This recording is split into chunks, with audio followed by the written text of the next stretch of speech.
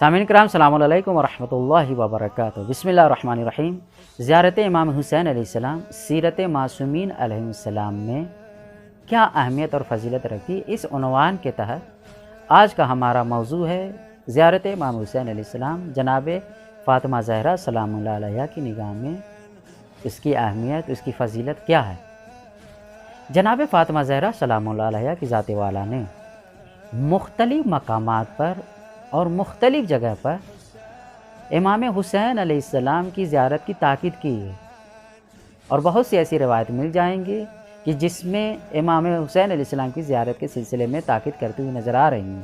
اور اس کے علاوہ جو واقعات پیش ہوئے ہیں کہ جناب فاطمہ زہرا سلام اللہ علیہا کچھ لوگوں کے خواب میں آ کر ان کو امام حسین علیہ السلام کی زیارت کی تاکید کرتی ہیں، نہ ہو مجلس و ماتم کے اعتبار سے تاکید کرتی ہوئی نظر آتی ہیں۔ جیسا کہ امام جعفر صادق علیہ السلام کی ذات والا نے یہ روایت بیان کی ہے، ان فاطمہ بنت محمد صلی اللہ علیہ وآلہ وسلم کی فاطمہ بنت محمد صلی اللہ علیہ وآلہ وسلم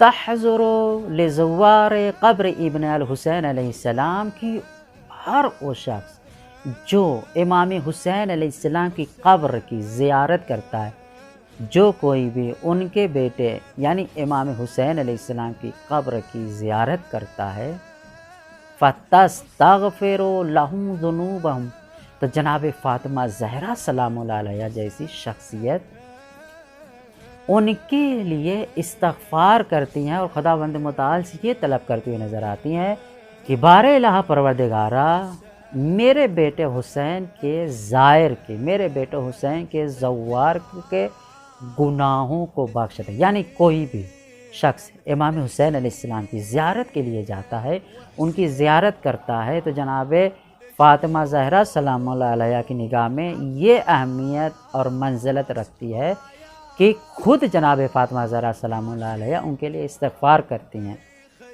اور لمحہ فکریہ یہ ہے کہ جہاں پر بنت الرسول جس کے حق میں دعا کر دیں، جس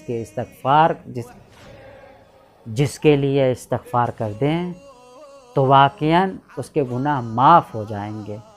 اور جب ایک شخص گناہوں سے پاک و پاکیزہ ہو جاتا ہے تو نتیجے میں اس کے اوپر جنت لکھ دی جاتی ہے، یعنی وہ شخص اب جہنم میں نہیں جائے گا، جنت میں جائے گا۔ کیوں؟